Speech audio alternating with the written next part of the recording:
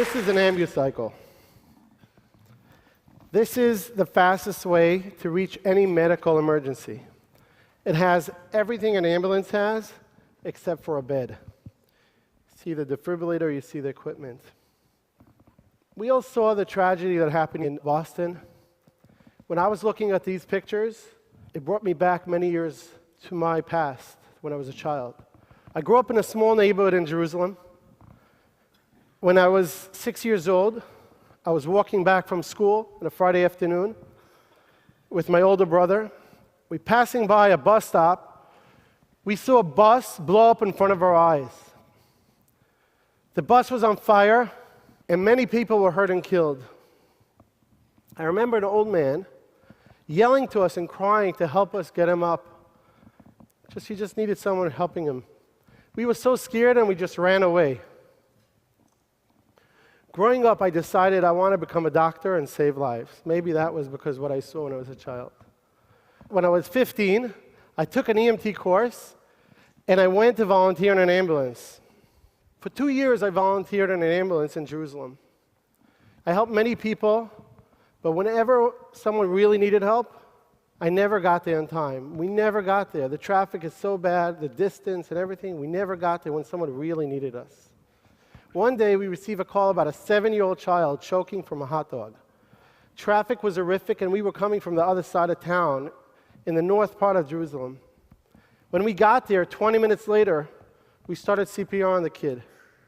A doctor comes in from a block away, stops us, checks the kid, and tells us to stop CPR. That second, he declared this child dead. At that moment, I understood that this child died for nothing. If this doctor, who lived 1 block away from there, would have come 20 minutes earlier and not have to wait till that siren you heard before coming from the ambulance, if he would have heard about it way before, he would have saved this child. He could have ran from a block away. He could have saved this child. I said to myself, there must be a better way. Together with 15 of my friends, we were all EMTs. We decided, let's protect our neighborhood. So when something like that happens again, we will be there running to the scene a lot before the ambulance. So I went over to the manager of the ambulance company, and I told him, please, whenever you have a call coming into our neighborhood, we have 15 great guys who are willing to stop everything they do and run and save lives. Just alert us by beeper.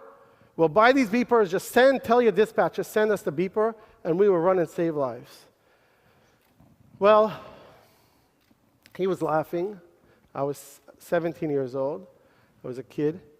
And he said to me, I remember this like yesterday. He was a great guy, but he said to me, kid, go to school or go open a falafel stand.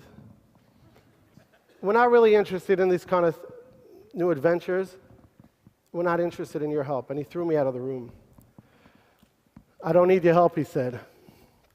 I was a very stubborn kid.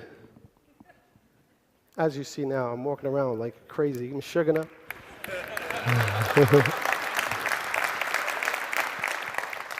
So I decided to use the Israeli very famous technique you probably all heard of, chutzpah. And the next day, I went and I bought 2 police scanners. And I said, the hell with you. If you don't want to give me the information, I'll get the information myself. And we did turns, who's going to listen to the radio scanners. The next day, while I was listening to the scanners, I heard about a call coming in of a 70-year-old man hurt by a car only 1 block away from me on the main street of my neighborhood. I ran there by foot. I had no medical equipment. When I got there, the 70-year-old man was laying on the floor. Blood was gushing out of his neck. He was on Coumadine. I knew I have to stop his bleeding, or else he will die. I took off my yarmulke because I had no medical equipment. And with a lot of pressure, I stopped his bleeding. He was bleeding from his neck. When the ambulance arrived 15 minutes later, I gave him over a patient who was alive.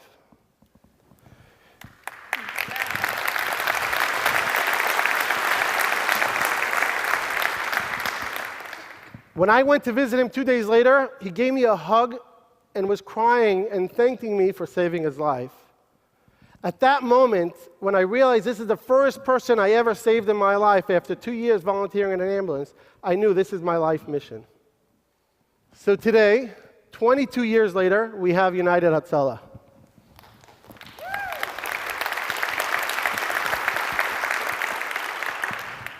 Hatzalah means rescue. For all of you who don't know Hebrew, I forgot I'm not in Israel. So we have thousands of volunteers who are passionate about saving lives, and they spread all around. So whenever a call comes in, they just stop everything, go and run and save a life. Our average response time today went down to less than 3 minutes in Israel.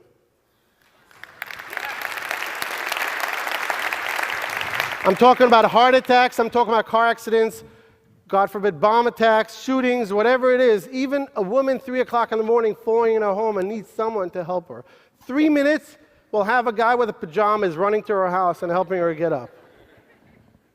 The reason why we're so successful are because 3 things. Thousands of passionate volunteers who will leave everything they do and run to help people they don't even know. We're not there to replace ambulances. We're just there to get the gap between the ambulance call until they arrive. And we save people that otherwise would not be saved. The second reason are because of our technology. You know, Israelis are good in technology. Every one of us has on his phone, no matter what kind of phone, a GPS technology done by NowForce. And whenever a call comes in, the closest 5 volunteers get the call. And they actually get there really quick and navigated by a traffic navigator to get there and not waste time. And this is a great technology we use all over the country and reduce the response time. And the third thing are these ambucycles. These ambucycles are an ambulance on 2 wheels. We don't transfer people, but we stabilize them and we save their lives. They never get stuck in traffic. They could even go on a sidewalk. They never literally get stuck in traffic. That's why we get there so fast. A few years after I started this organization in a Jewish community, 2 Muslims from East Jerusalem called me up.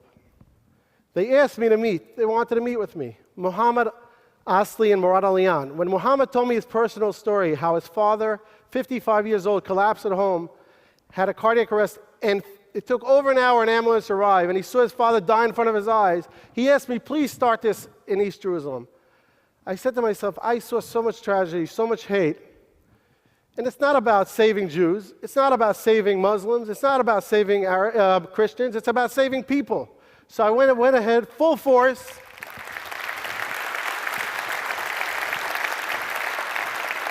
And I started United Hatzalah in East Jerusalem, and that's why the name United and Hatzalah match so well. We started hand in hand, saving Jews and Arabs. Arabs were saving Jews, Jews were saving Arabs. Something special happened. Arabs and Jews, they don't always get along together, but here in this situation, the communities, literally, it's an unbelievable situation that happened. The diversities, all of a sudden they had a common interest. Let's save lives together. Settlers were saving Arabs and Arabs were saving settlers. It's an unbelievable concept that could work only when you have such a great cause. And these are all volunteers. No one is getting money. They're all doing it for the purpose of saving lives. When my own father collapsed a few years ago from a cardiac arrest, one of the first volunteers to arrive to save my father was one of these Muslim volunteers from East Jerusalem who was in the first course to join Hatzalah. And he saved my father. Could you imagine how I felt in that moment? When I started this organization, I was 17 years old. I never imagined that one day I'll be speaking in TED Med.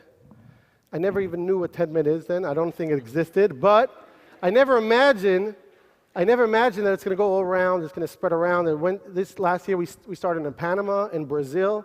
All I need is a partner who's a little mashugana like me, passionate about saving lives, and willing to do it.